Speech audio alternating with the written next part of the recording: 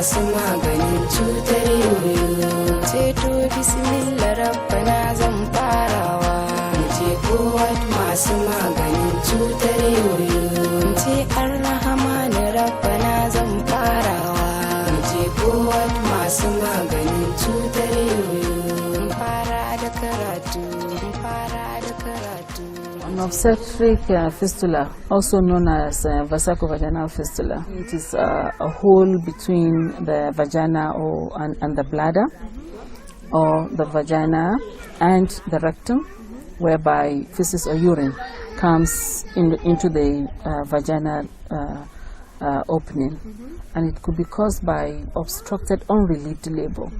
That is when the head gets engaged in the vagina, the membrane between the vagina and the bladder gets sort of eroded, gets deadened, and by the time the baby comes out, because of lack of supply of blood around those tissues, causes a hole.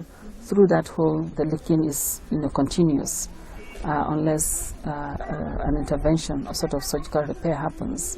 The fistula, stays, and could be very messy.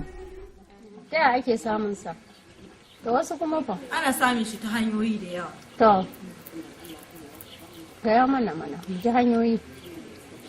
Ana samun shi daga hanyar haihuwa. Wasu kuma haka nan ma faduwa za su yi mugu faduwa wani zubin shi ke mutum tsaye. Wani ya ƙara faɗa ne, ta hanyar haihuwa ya ce da ta hanyar haihuwa ba. Haka nan abin yake sami wani ya haihu lafiya ma abin ya same shi daga baya.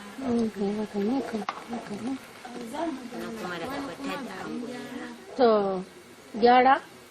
A haihuwar ake gyaran ko kafin haihuwa? A'a, ba a haihuwa ba. Okay. Akwai wasu da ba su taɓa yi ba ma daga shirar beli. To, beli wanne na 'yan ƙanana ko suna manya ake cire beli? Suna manya. Ta wato sai su kasa saduwa da su ke. To, in aka ga an kasa sai kawai a kira a ce beli? To, wanzami? Kuma daga nan Allah ya kawo tsotsan kuma ya ciwon abu.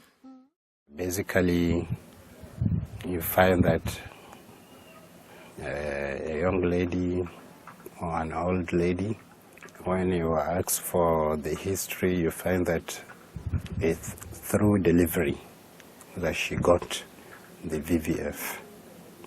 And this form of delivery, it may be at home. She might have been laboring at home for a day, 2 or 3 days, and the pelvis does not give up. And then maybe they will call for what we call yankangishiri. Even though the head is down, stocked down, but they feel that small area around the urethra is just a swelling, normal swelling, but they feel that is a gishiri and they want to cut it. So they go on cutting and still the lady could not deliver. Later they will have to take her to the hospital. Unfortunately, when they go to the hospital, the baby might have died. My sister is in labor for 3 days. So I was so panicking. I didn't sleep well.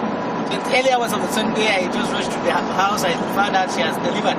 And they told me that the child died and she's not well. So I never think of the problem is so serious. So I go back. After a week, they told me that she's urinating, uncontrolled urinating. So, and it is the doctor, it is the hospital that proved us that it is being in BVF. When I saw her in the first place that he can no walk, I never think she's my sister. I found my sister laying down, cannot even stand up properly. This is my sister, she's serious. That's why I'm almost here, dear. That's it.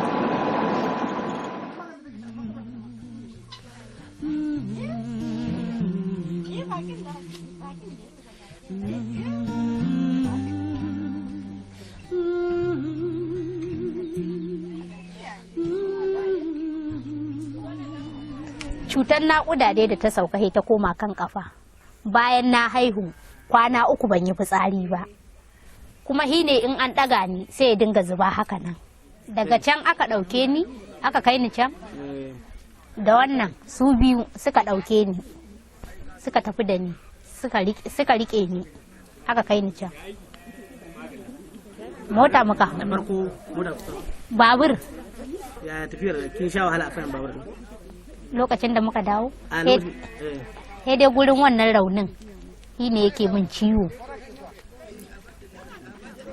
Ya ce me yasa aka bari aka yi naƙuda a gida? Ya ce me yasa aka bari aka yi naƙuda a gida? Why do you think they did not want to take her to the hospital? That they don't trust the hospital, or? There's two factors. Now, I know that in that they're taking her to hospital. One, economic factor. They feel that when they have taken her to hospital, there must be a cost. It will cost money, and they fear not to spend because there's no money. Two, illiteracy. Because if there is an element of illiteracy, there's a negative perception of the development of the son.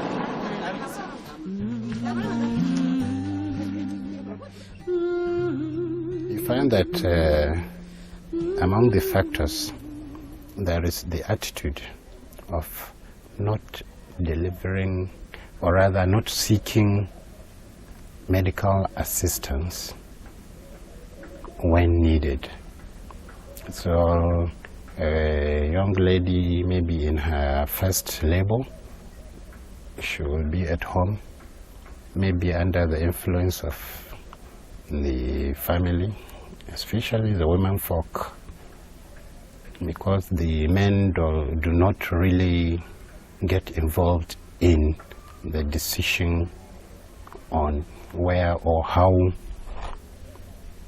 a woman should deliver.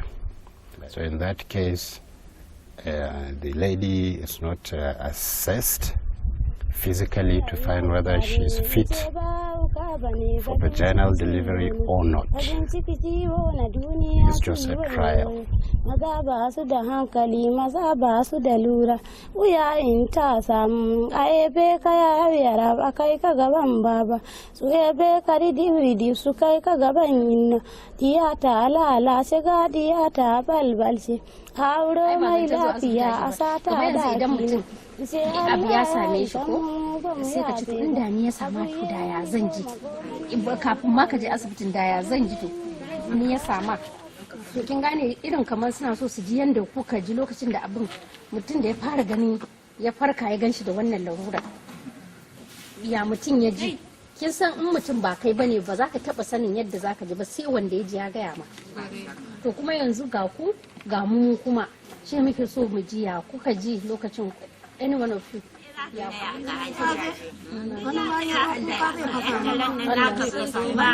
wani na kama wanda yake tausaya muka yi ma ka zai kama kuka za ka yi abin da Allah ya saukan muka kuma wani na kama zai koka muka ina tausaya ma da ya ganka lafiya da wannan laru ya sa kuma ina kwanciyar hankali ai ita ce haka ne to kuma kaman kyama fa haka ba a kyaman mutum ana yi kamar ya kuma bar in ka ba mutum abinci ya kici ko ko in kana tsaye ma ya tashi daga a cikin gidan da ake zaune tare ya san sare kuma ka gane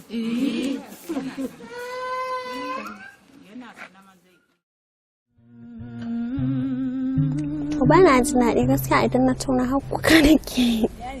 Aikin sun shi bakin ciki ma ake bayan suka ci zuciya ta ce zafi ko in yi kasa kin gane haka suke so ki bayani amma ki faɗa a dunkule ki ce wa zuciya ki ba idan an san ba da shi na bayan ciki da ma shi ne ma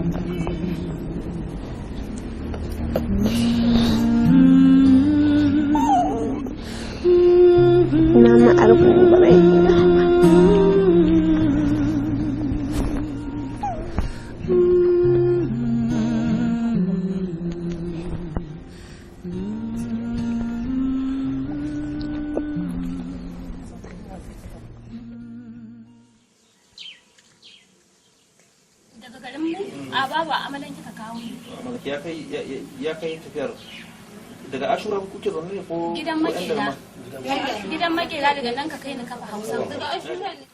Waye ga muku ana aiki nan ne? Na kusan cewa nan ake aikin fitsari. Likita ne ya ga muku. Na kafi ba. To wurin su kuka koma kenan bayan bayan an sallame kun koma gusa ne? Wata malama ce da ta je gidan sai ta ce wata ma ta yi irin wannan fitsarin to he aka je gurbin su. Generally, to fix the condition, you need surgery. Surgery whereby that hole is sewn up in order to stop the leaking of the urine. It could be long, it depends on the extent of the fistula. The simple ones could be repaired and incontinence will stop after recovery, after healing. But there are some complicated ones that need 2 or 3 surgeries in order to actually have complete recovery.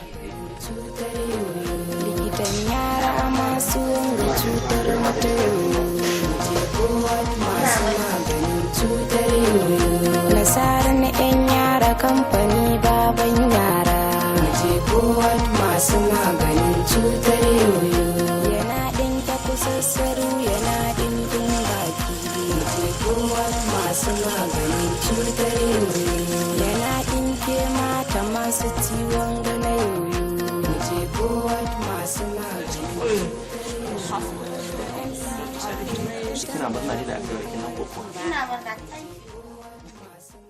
Here in Kano State, I can say we have a substantial number of trained personnel, but the number of doctors in proportion to the number of patients, the difference is quite wide.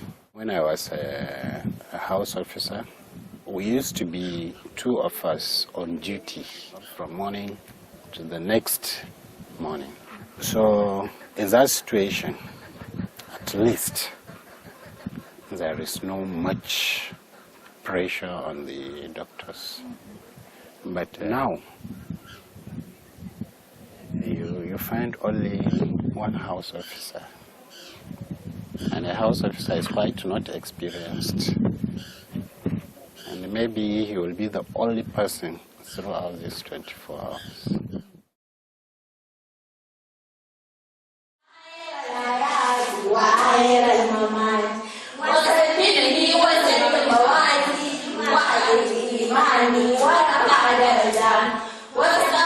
This center, which is the Foundation for Women's Health Research and Development Center, we call it Forward Center, was established in 1999. Basically, it was set up in order to help women who have become traumatized with fistula to regain their lives back, to live again. Because what we try to address at the center are stresses which the woman has had due to this fistula. The first project had literacy classes as outreach and prevention, a sort of entry point to talking about maternal and child health. The psychological is to give them counseling, looking at them as an individual, what caused the fistula. And they also have group therapy, where they network, they sit in the evenings and just talk and then tell each other stories. In the first place, it is her low socioeconomic status that has brought her to have this problem. So we give them skills to generate income. They need the economic power in order to go back and reintegrate it back into their community. Ina farkawa sai na farka na ga dama kamar na daɗe da shi. Sai mahaifiyata ta ce yau me za ta gani, ikon Allah za ta gani. Sai ta kama kuka.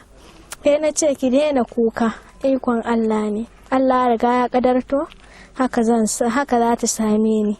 Da ina ƙuruciyata ban yi ba, yanzu ma ikon Allah ne, radda ya kawo ranar yaye mini zai yaye mini ba tare da na zub da hawaye na ba. Yan uwana su damu, yan uwana sun yi kuka, mun bu malami mun bu woka, duk abin da ba mu dace ba shi anan ga aiki na ɗaya na samu dace, na warke yanzu. Na gode wa Allah, na gode wa Annabi.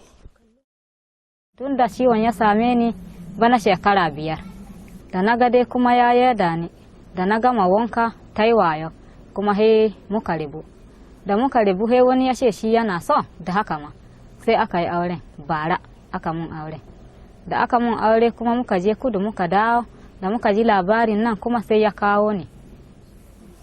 Wai yaya kika ji? Sai na ji raina kawai ya bashi saboda tsananin wannan ciwo na san shi yasa.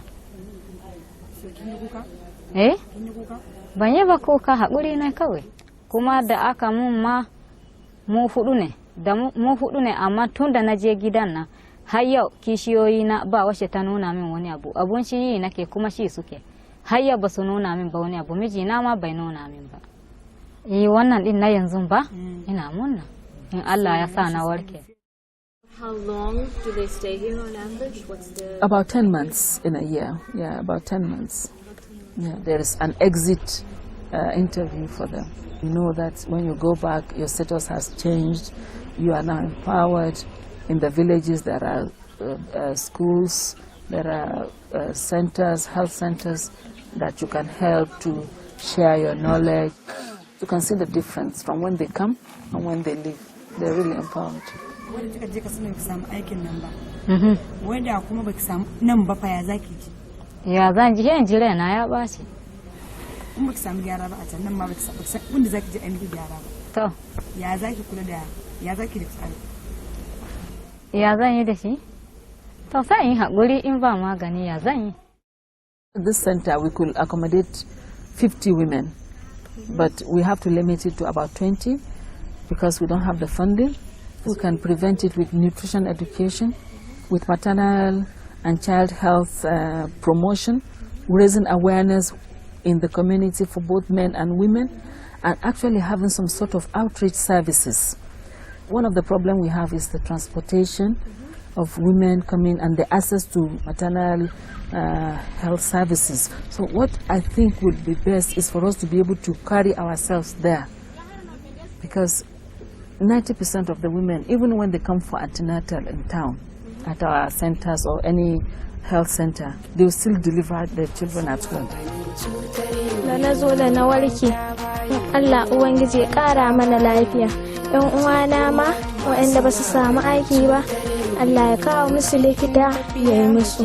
Waɗanda kuma ba su samu dace ba, Allah Ubangiji ka ƙara musu lafiya, ka ƙara musu sauki. ba su da lura wuya in ta samu a ebe ka ya yara ba kai ka gaban baba su ebe ka ridi su kai ka gaban yau. Muna so da ki gaya mana tsakanka daga wani lokaci kike wani? To ba shekara na 4. Shekara ki 4? To daga wannan tun daga shekara 4 zuwa yanzu wani ci gaba ke ganin kin samu? Abinda na samu ta Allah ya sa na ci gidan na koyi ilimin karatu na koyi dinki keken dinki na iya dinki na iya saƙan ɗan goyo na iya yin hula. To yanzu a cikin kamar ilimin da kika koya za ki iya rubutu da karatu? Zan iya bakin ƙoƙarina. To a iya rayuwanki me kika san wannan kungiyar ta taba taimaka miki da shi? Na kungiyar taimako da yawa kuwa. Kamar me da me dan lissafa mana wasu da shi? An min aiki, to aikin sai ya zo da laruri rashin lafiya. To sun taimaka aka min ƙarin ruwa. Sannan aka nemo jini suka yi min ƙarin jini. To bayan nan a sayo magunguna in sha. Bayan magungunan nan da muka dawo aka samu lafiya sun mana kyaututtuka an ba mu turame 5 mu mutum 20 kowa turame 5 aka ba shi a gidan sannan aka dawo aka mana kyaututtuka na uluna na saƙan ɗan goyo sannan aka dawo aka ba mu dai kowa 1000 guda to shine aka yi mana taimako sannan bayan nan da yoyon fitsarin wannan na ganin jikin nawa dai bai ƙasa warkewa ba suka ce to in dawo da na dawo suka min hanya aka kai ni Kano. Can ma aka min allura asibitin nan, da na je asibitin nan shikenan sannan sai aka min aikin nan na yoyon fitsari. To shine suka yi dalili, to gani da aka yi aikin jiki ya yi sauki. Bayan kifa mijin naki kun rabu ne ko har yanzu auren yana? Bana muka rabu, mun rabu bana. Saboda za ki iya kawo dalili? Zan iya kawo dalili. Saboda dalili abin da ya sa, dalilin da na rashin lafiyar nan ya same ni. Kwata-kwata sai ya nuna ma kawai shi kaɗin raɓi jikinsa. Kuma bayan nan da na zo gidan nan shekara guda na wata na 11 na a gidan nan. Bai taba zuwa guri na ya dube na rashin lafiya. Babana ya zo ya gani da ya koma ko tambaya ce bai yi ba, da ji a jikina kuma bai taba takowa ya zo nan. Shi ne dalilin da ya sa na ce tun da abun ya dawo a haka kawai ya min haƙuri, ni ma in haƙura da shi, dama ni na matsu da shi matsalar shi babu. Auren da aka yi ke kike so dama ba shi ba ko kuwa? Auren da aka yi mamu a ƙauyenmu manya suke ma aure, ba kai kake zaɓa ba. Sunan ƙauyen. To su kuma mazajen da suke irin wannan idan suka auri mata daga baya dan sun samu da larura suke rabuwa da su, wanda irin shawara zaki ba su? Shawaran da zan ba su sai in ba su shawara in ce su rika yin tunani, mutum komi abin da ya same shi duka a gurin Allah yake da sanin Allah. Su rika yin haƙuri da zaman duniya, mutum Allah ya ba shi lafiya sai gani komi ba kamar ba a yi ba ma.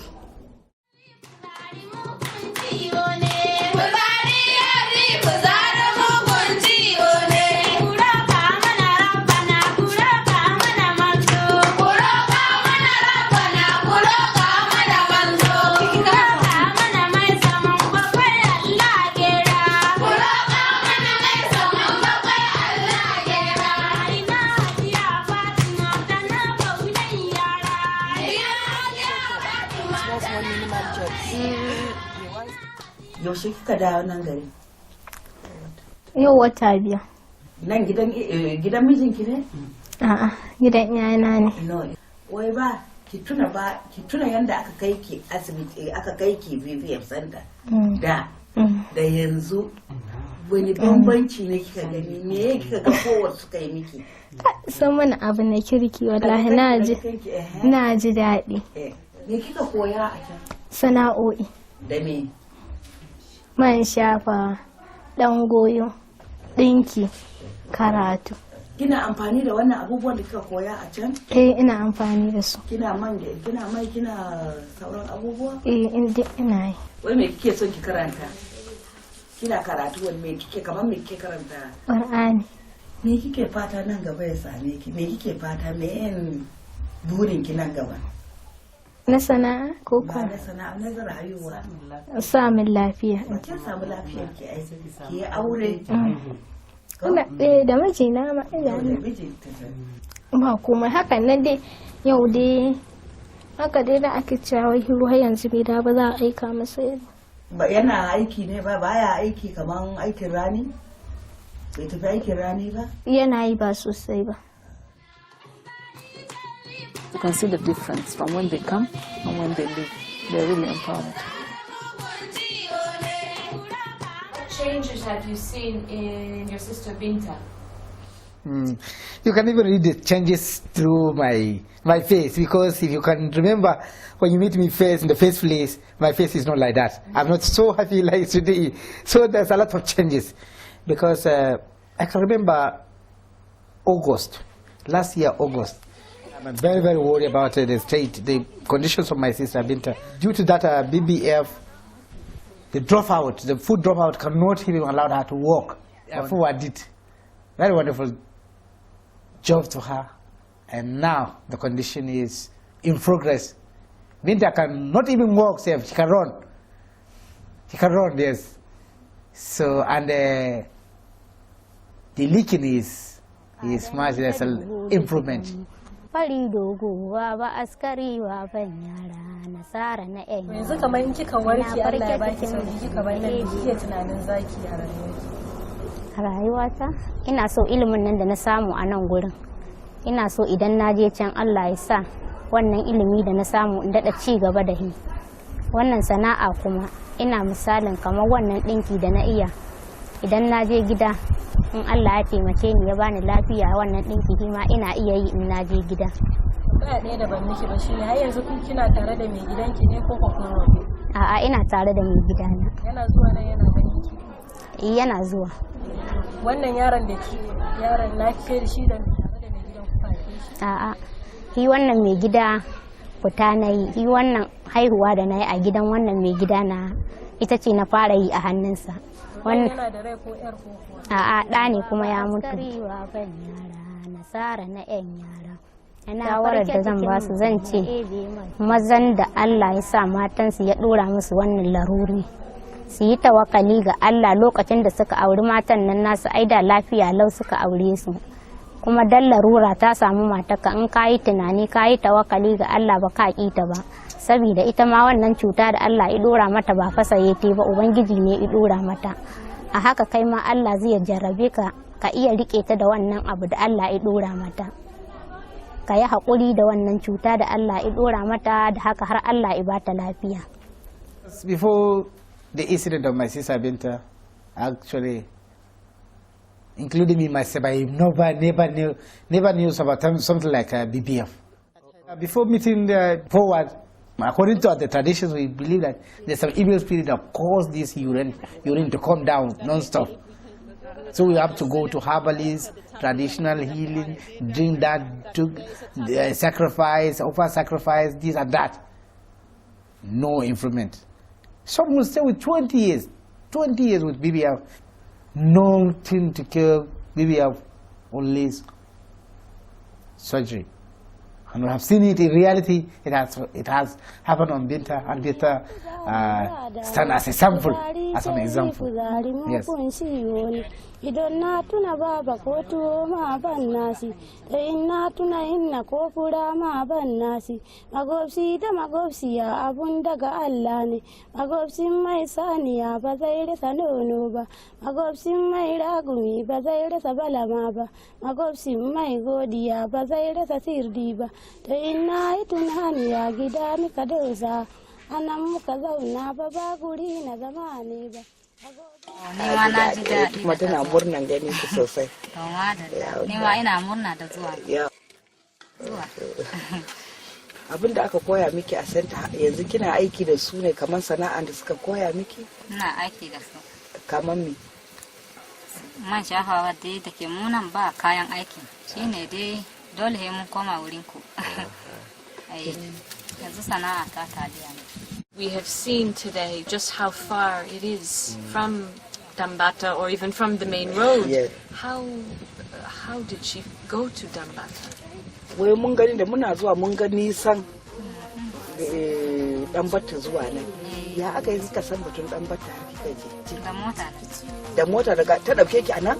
Daga nan a kafa na taka na je da VVF da rashin lafiyar da komai da baya da yarki a baya.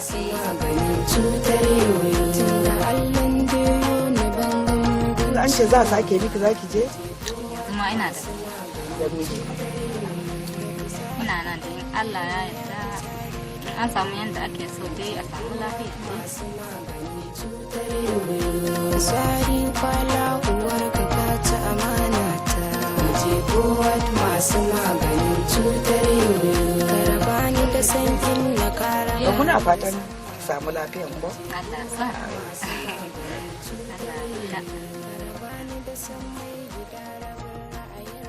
Those who are not successful at their place, you find that there is much distortion of the anatomy. You find that some of them, the anterior vaginal wall is almost completely gone. And what is left of the bladder is very small. When we say a patient is inoperable, she must have gone maybe 4 5 or 6 attempts. And there is nothing we can do. Yes. And actually, it's not that there is nothing we can do. But what we are considering is new cases are coming.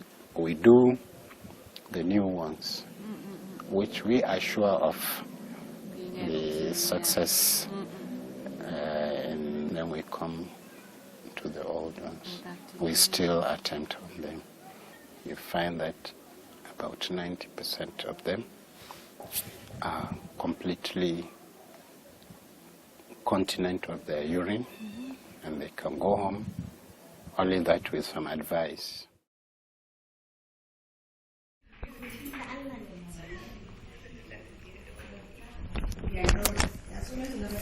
To karatu yana da amfani. To da mai karatu ma ai ba a samu likitocin da su ringa taimakawa da mata ba ko diddai da sauransu. Kuma da Allah a dinga yin karatu ko da ba a samu na boko ma ko da na Arabic ne a ringa ka samu kai ma ka dan samu ci gaban ka a rayuwa. Ko da sana'a ce dai haka. Shine shawara ta. In so many writings, early marriage is being mentioned, early marriage. But in my opinion, it's not actually the early marriage, but more of unobserved, or rather non-supervised delivery.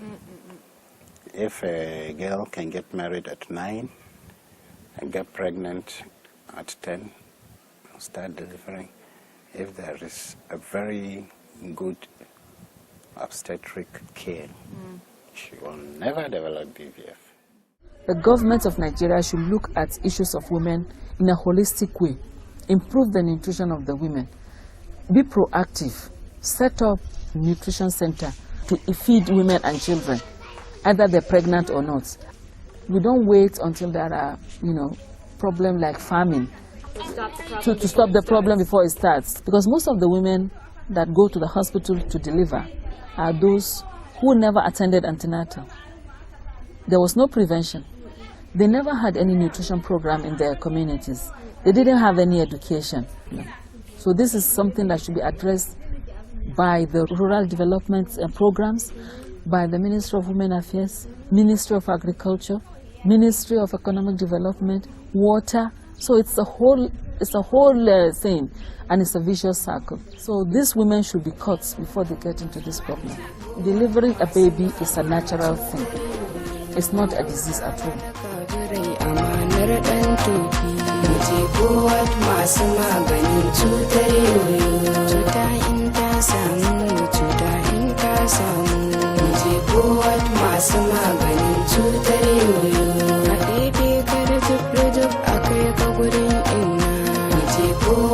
masu maganin cutar yoyo a ɗebe karjib a ce asibiti za a je kowa masu maganin cutar yoyo muna wankin kawarai muna zubta hawaye je kowa masu maganin cutar yoyo ku bar wankin kawarai ku bar zubta hawaye je kowa masu maganin cutar yoyo malaman ɗakin nan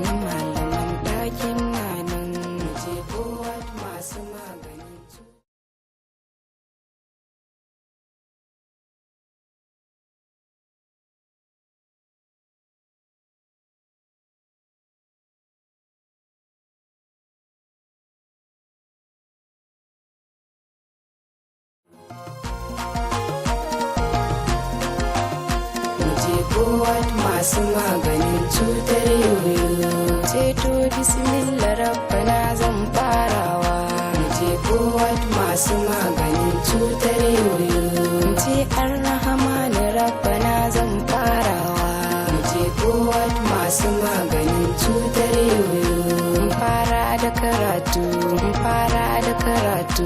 ce kowat masu maganin cutar yoyo